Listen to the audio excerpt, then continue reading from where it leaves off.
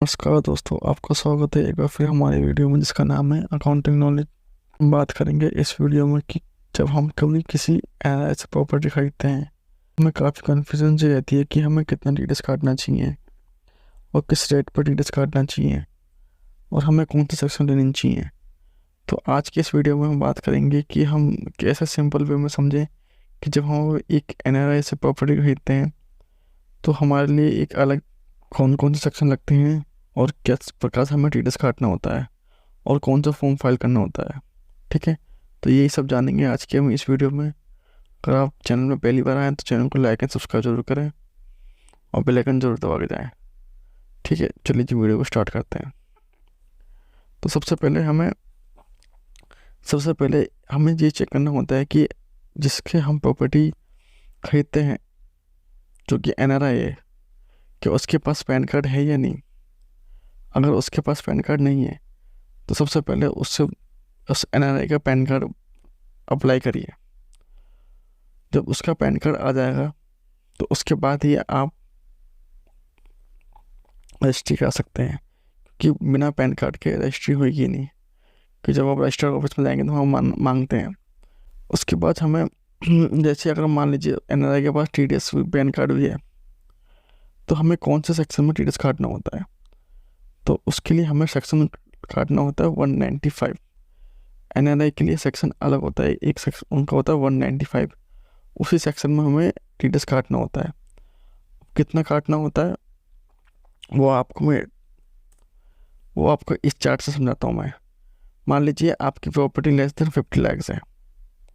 ठीक है, हाँ, दो केस होते हैं, एक होता है लॉन्ग टर्म, एक होता है शॉर्ट टर्म। प्रॉपर्टी सेल में आपको एक होता है लॉन्ग टर्म, एक शॉर्ट टर्म।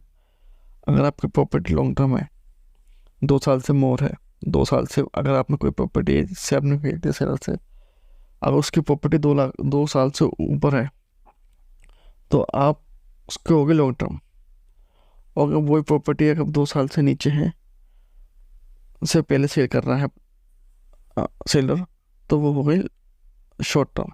शॉर्ट टर्म के केस में फ्लैट 30% और प्लस आपका एजुकेशन सेस के हिसाब से आपका TDS करता है।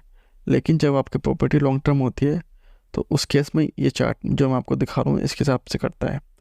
मान लीजिए आपकी property less than 50 lakhs to 1 crore के बीच में है, तो आपके 20% आपका होगा लॉन्ग टर्म चार्ज लगता है, प्लस सरचार्ज होगा आपका नील, और आपका टोटल हो गया 20%। और आपका एक ऐड होगा हेल्थ एजुकेशन सेस, तो आपका टोटल आपको TDS काटेंगे 20.8%। मान लीजिए आपकी 50 लाख की आपने प्रॉपर्टी बाय करी है तो आप 20.8% TDS काट के 195 सेक्शन में अब जमा करा देंगे। ठीक है, अब आपकी अगर प्रॉपर्टी 1 करोड़ से ऊपर है तो 20% आपका हो गया लॉन्ग टर्म कैपिटल गेन के ऊपर, और आपका 10% हो गया आपका सरचार्ज। टोटल हो गया आपका 22%, प्लस आपका हो गया 4% ऑफ वो जो एजुकेशन से, तो टोटल आपका हो गया 22.8%। अब इसी केस में अगर आपका होता है 1 करोड़ से ऊपर होता है तो आपका हो गया 20%, 15% आपका हो गया सरचार्ज, प्लस 23 और 4% एजुकेशन सेस, तो आपका हो गया 23.92%। तो ये आपका प्रॉपर्टी के ऊपर सेक्शन करता है कि आपका प्रॉपर्टी की वैल्यू क्या है, उसके हिसाब से आपका आपका जो प्रॉपर्टी पर रेट है वो होता है। ठीक है, तो उसके बाद एक आपको भी जैसे आप TDS काट के आप जमा करा देंगे, उसमें क्या होता है कि आपके पास भी एक जो खरीदता प्रॉपर्टी उसके पास 10 नंबर रिक्वायरमेंट होता है। अगर यही प्रॉपर्टी अगर आप रेजिडेंस से खरीदते हैं तो आपके लिए 10 नंबर लेना मैंडेटरी नहीं होता।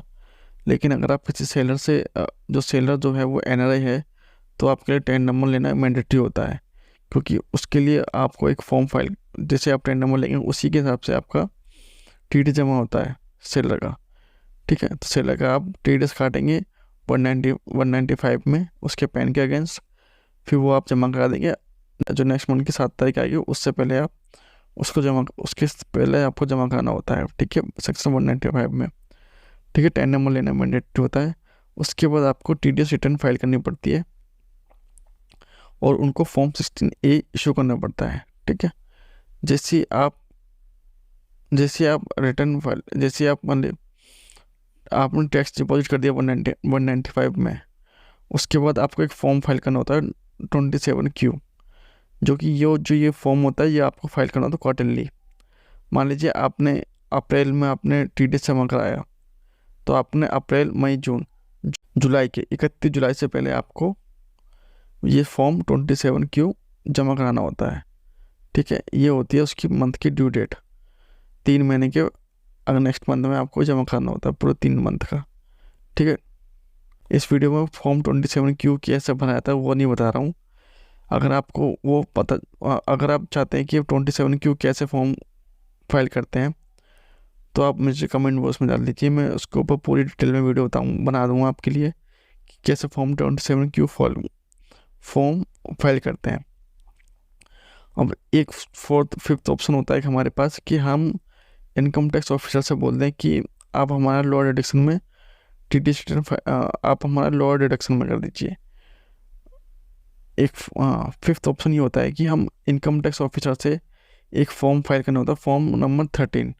अगर हम ये फाइल करते हैं तो जो सेलर होता है उसको बेनिफिट मिल जाता है कि अगर आप उसमें जैसे कि 20% था, उसमें पढ़ने वाले केस में हमारा 20% चार्ज प्लस एजुकेशन सेस लगना था, तो टोटल नंबर 23% बनना था। लेकिन हम फॉर्म जब 13 फाइल करते हैं तो उसमें केस में हमारा क्या होता है कि हम रिलेटेड या फिर जो इनकम टैक्स ऑफिसर होता है वो अपने हिसाब से आपको रेट दे देता है, मान 5%, 6%। तो उस केस में क्या होता है कि आपका जो सेलर होता है उसको जो TDS अमाउंट होता है वो return income tax return file करने के बाद ही मिलता है। लेकिन अगर जब कम डिडक्ट होगा तो वो TDS अमाउंट उसके अकाउंट में ही रहेगा, तो इसलिए इस केस में वो उसको बेनिफिट हो जाता है। ठीक है, तो ये 5 ऑप्शन होते हैं। इस तरीके से आप एक सेलर, जब आप किसी NRI से प्रॉपर्टी वाई जब आप किसी NRI से प्रॉपर्टी बाय करते हो तो इन 5 चीज़ों का आपको ध्यान रखना चाहिए। ठीक है, तो ये थी सिंपल सी वीडियो। अगर आपको अच्छी लगी तो चैनल को लाइक एंड सब्सक्राइब जरूर करें और बेल आइकन जरूर दबाएं। अगर आपको फॉर्म 27Q कैसे फाइल करते हैं वो जानना है तो आप मेरे कमेंट बॉक्स में कमेंट कर दीजिए, मैं उसके ऊपर भी आपके लिए एक वीडियो लेकर आ जाऊँगा। चलिए, धन्यवाद, फिर मिलते हैं एक अलग वीडियो में।